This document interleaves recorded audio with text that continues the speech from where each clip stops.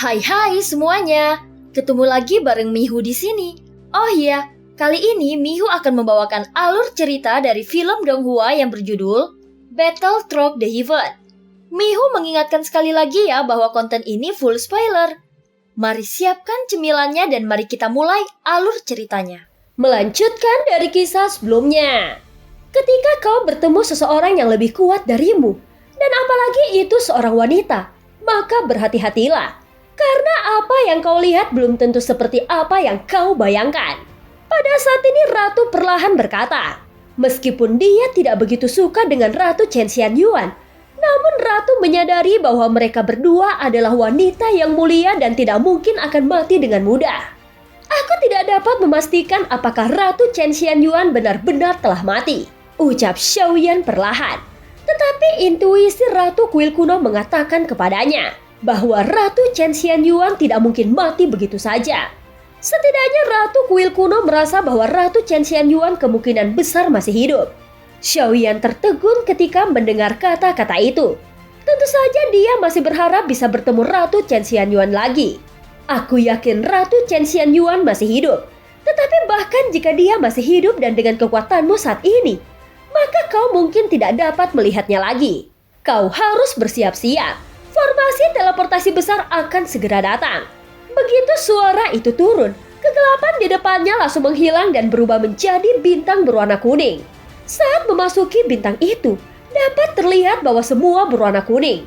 Dan dapat dirasakan ada hembusan angin di bintang ini.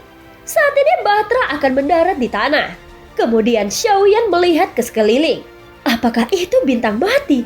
Ucap Xiaoyan tidak merasakan fluktuasi di sini. Dengan memindahkan nafas kehidupan yang besar, maka formasi dapat dipertahankan dengan lebih baik. Ratu menjelaskan dengan lembut saat ini. Pada saat ini Batra sudah mendarat di tanah. Tetapi Ratu tidak terburu-buru dan dia terus meminum teh dengan santai. Bukankah Ratu perlu bergerak untuk mengaktifkan formasi besar ini? Melihat Ratu yang tidak bergerak, Xiaoyan lalu bertanya dengan bingung. Hahaha, jangan khawatir. Mereka telah mengikuti kita di sepanjang jalan, dan mereka masih tidak bergerak saat ini. Xiaoyan sebelumnya tidak merasakan kehadiran sosok-sosok lain, dan dia langsung menyebarkan kekuatan jiwanya. Kemudian Xiaoyan menyadari bahwa ada fluktuasi aneh yang datang dari luar bintang. Siapa kelompok ini? Ucap Xiaoyan bergumam pelan dan memandang Ratu. Aku tidak tahu, sepertinya kau harus pergi dan melihat-lihat. Ucap Ratu berkata dengan santai. Mendengar kata-kata itu, Xiaoyan langsung melengkungkan bibirnya. Dengan satu gerakan, Xiaoyan langsung terbang menuju ke dalam kumpulan pasir kuning di atas langit. Pada saat yang sama, Xiaoyan kembali menggunakan kekuatan jiwanya yang kuat untuk menyembunyikan nafasnya. Kenapa mereka menghilang? Apakah kalian ingin terus mengejar? Jika kita terlalu dekat, itu mungkin akan berbahaya. Kalau begitu, mari kita keluar dari planet ini dan menunggu mereka di luar. Terdengar suara dari sosok-sosok yang berada di dalam bahtera itu. Dan mereka berencana untuk pergi. Tepat ketika mereka akan pergi, bahtera mereka tiba-tiba terguncang dan terdengar suara ledakan yang membuat perlindungan bahtera itu langsung rusak. Siap, ada serangan musuh. Beberapa sosok terbang keluar dari bahtera dan langsung mengunci sosok Xiaoyan yang turun di tengah geladak. Dia langsung mengeluarkan penguasa suan berat miliknya. Aku mendengar bahwa senjata reinkarnasi yang mulia adalah penguasa raksasa. Mungkinkah orang ini adalah reinkarnasi yang mulia? Ucap sosok-sosok itu. Xiaoyan terkejut melihat pemandangan ini.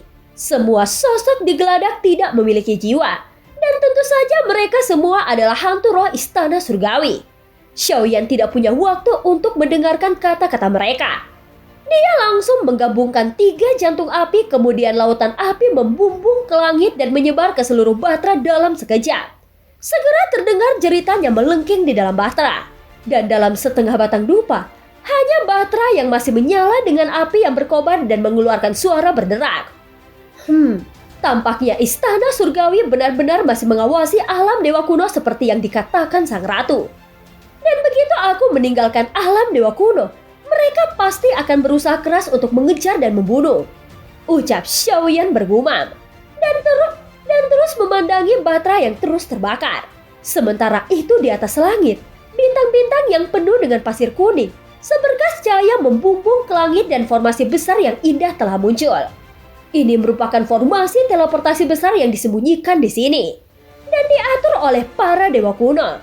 Formasi ini membutuhkan energi yang sangat besar dan jumlah energi yang dibutuhkan sangat menakutkan untuk dapat membukanya.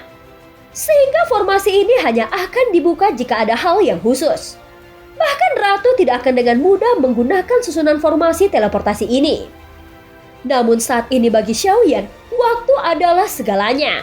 Jadi Ratu harus memenuhi keinginan Xiaoyan dengan segala cara.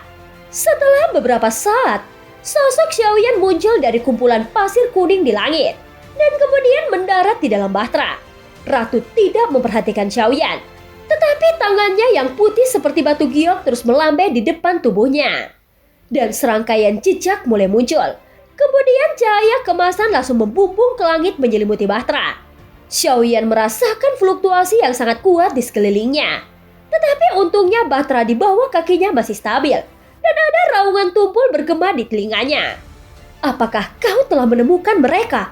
Ucap Ratu bertanya seolah-olah Xiaoyan perlu menjawabnya. Sebenarnya Ratu sudah menyadari di dalam hatinya bahwa Xiaoyan pasti membunuh mereka semua.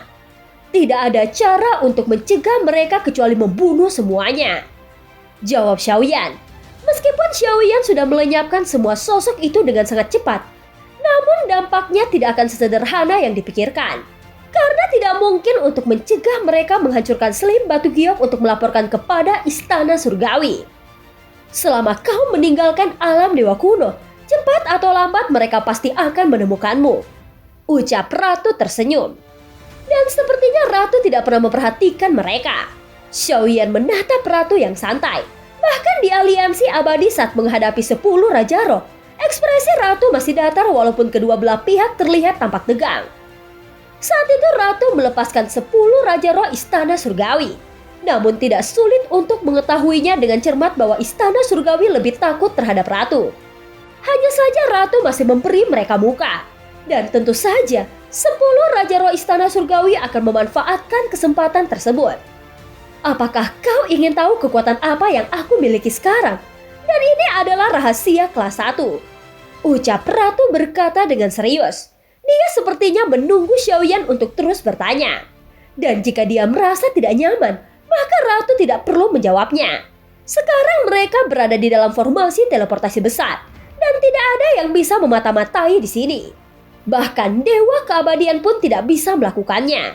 Apapun yang kita lakukan di sini, selama suamiku tidak memberitahukannya kepada orang lain, maka tidak akan ada yang tahu.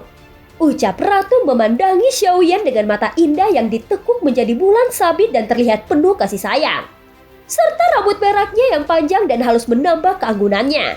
Aku tidak bisa berpikir masalah emosional saat ini. Dan situasinya sudah mendesak. Ucap Xiaoyan mundur 2 langkah dengan tergesa-gesa. Dan adegan yang mengkhawatirkan masih terjadi. Lihatlah dirimu, kau sangat gugup. Aku tidak akan memaksamu. Duduklah dan minum teh. Aku sudah mendapatkan beberapa petunjuk. Ini tentang makhluk yang berasal dari alam kuno dewa dan iblis, serta dunia pegunungan dan lautan. Mereka seharusnya bisa membantumu. Ucap Ratu memandang Xiaoyan. Dan mau tidak mau menutup mulutnya serta tertawa. Ratu mengeluarkan beberapa gulungan dan meletakkannya di atas meja. Mata Xiaoyan yang sebelumnya ketakutan kini menjadi sedikit tenang. Sungguh menakjubkan. Aku tahu apa yang sebenarnya akan dilakukan wanita di depanku ini di detik berikutnya. Aku telah mengalaminya saat bertama Ratu Chen Xianyuan. Dan kenangan itu benar-benar sulit dihilangkan. Tapi aku sama sekali tidak menyangka akhirnya akan seperti ini. Ucap Xiaoyan bergumam di dalam hatinya. Jika Ratu ingin menekannya dengan kekuatannya saat ini, maka Xiaoyan mungkin benar-benar tidak akan bisa melawannya.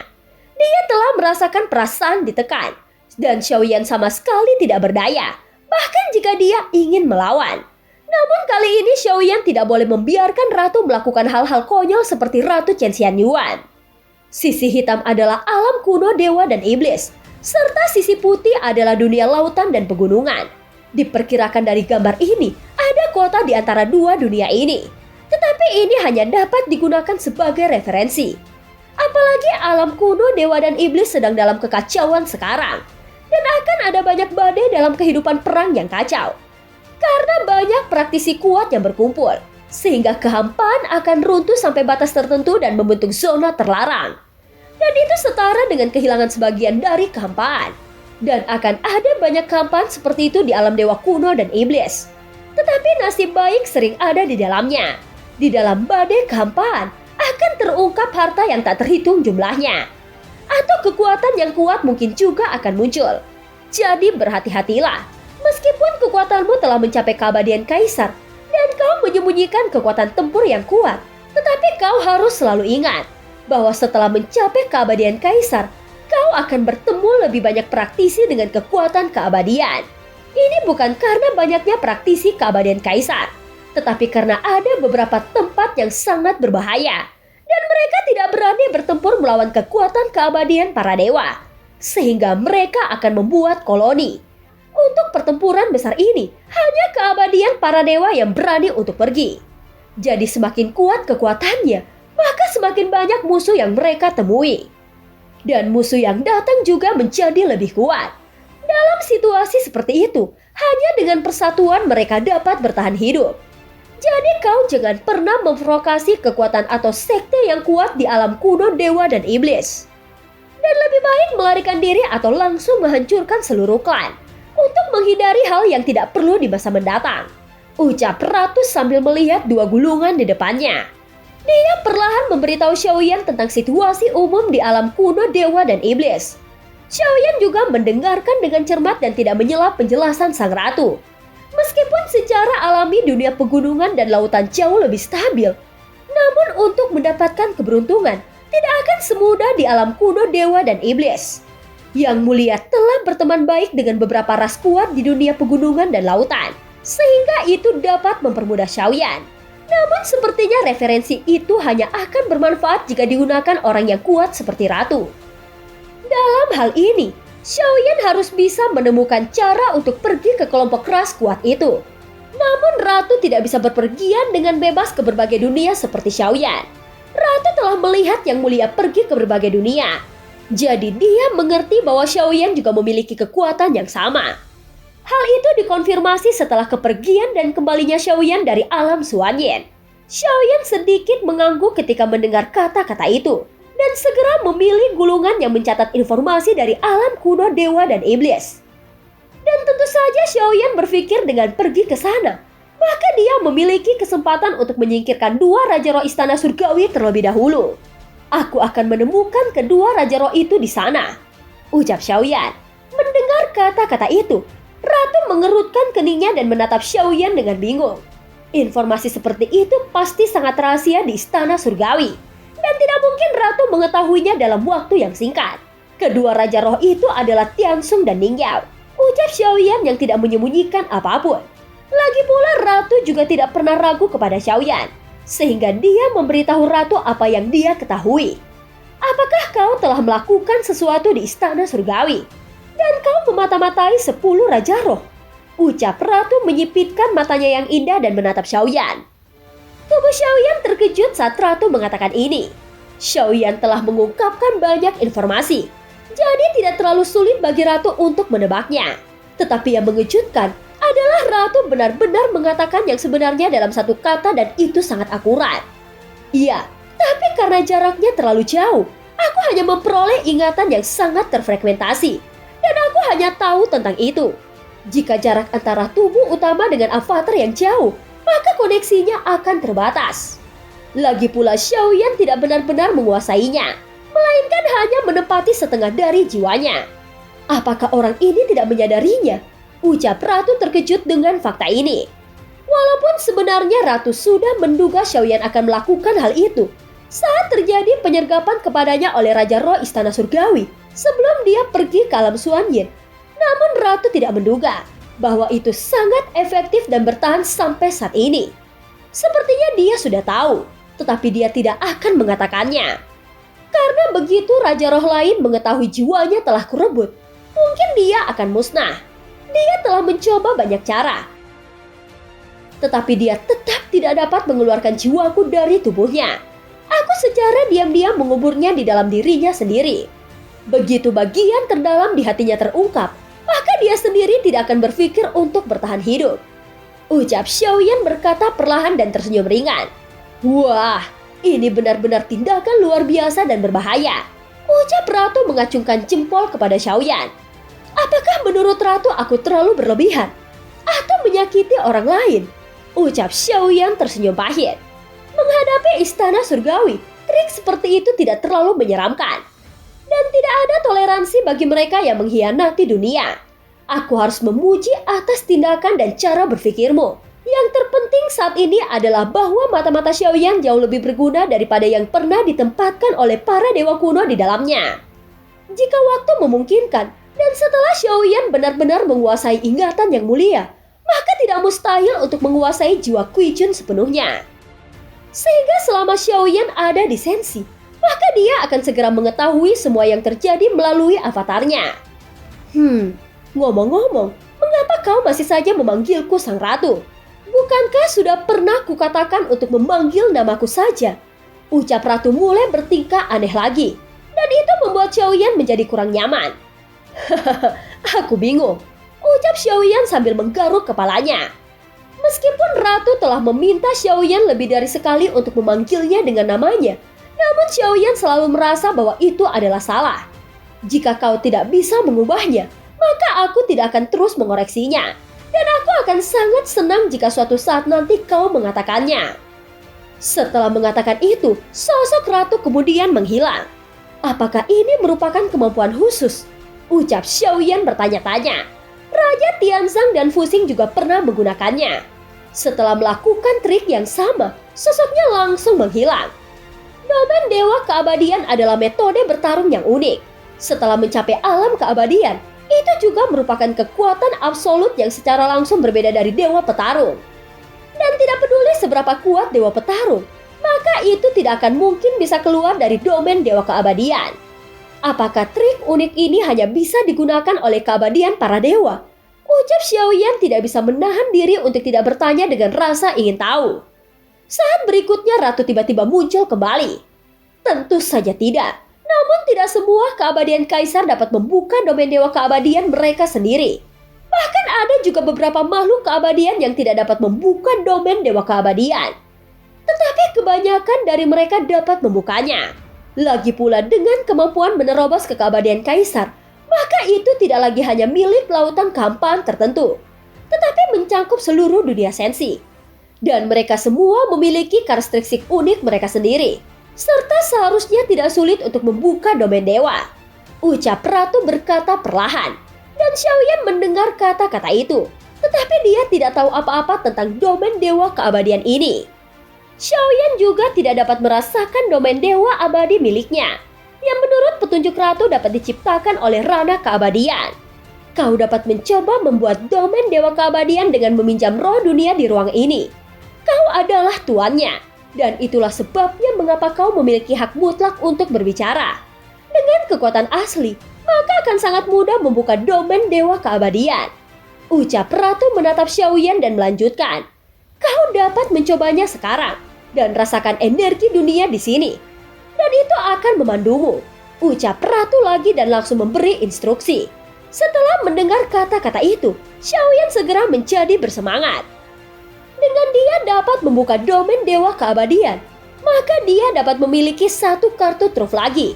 Pada saat berikutnya, Xiaoyan segera mengikuti apa yang dikatakan oleh Sang Ratu. Dan merasakan keberadaan energi dunia yang merupakan keberuntungan Xiaoyan yang tidak terlihat. Namun dapat dirasakan ketika Xiaoyan menutup matanya, Ratu melihatnya dengan sedikit menyipit. Tetapi dia sepertinya bisa melihat aura dunia yang dibawa Xiaoyan dengan matanya. Orang ini telah memiliki energi dunia yang begitu agung. Berbicara secara logis dengan energi dunia semacam ini, seharusnya dia telah mencapai persyaratan untuk menerobos keabadian para dewa. Namun saat ini kekuatannya masih di langkah keempat keabadian kaisar. Ini sungguh aneh. Mungkinkah Zuzang melakukan sesuatu untuk menekan Rana yang seharusnya dapat dia terobos dengan cepat? Ucap Ratu bergumam dengan suara yang rendah. Xiaoyan tidak dapat mendengar apa yang dikatakannya. Pada saat ini, Xiaoyan sepenuhnya tenggelam dalam meditasinya. Karena hanya dalam keadaan ini, Xiaoyan dapat merasakan keberadaan keberuntungan yang tak terlihat ini. Bayangkan apapun yang ada dalam kenyataan, dan semuanya akan baik-baik saja. Terdengar sebuah suara dan itu langsung menghilang sejenak. Kemudian sosok Ratu dan Xiaoyan juga tiba-tiba menghilang dari Batra. Serta teratai api muncul di kegelapan. Di saat berikutnya, teratai api itu melebar dengan kecepatan tinggi dan menutupi sosok mereka berdua. Terlihat di mana api yang mengamuk membakar dengan liar. Dan Xiaoyan sangat senang dalam keberhasilan ini. Mengapa kau menarikku ke domain dewa keabadian milikmu? Ucap Ratu berkata tanpa daya. Maafkan aku, Ratu. Aku tidak bisa menemukan pasangan dan hanya Ratu yang ada di sini. Jadi mengapa tidak mencobanya saja? Ucap Xiaoyan menggaruk kepalanya sambil tersenyum. Dan film pun berakhir. Terima kasih udah dengerin Mihu dari awal sampai akhir ya. Sampai jumpa.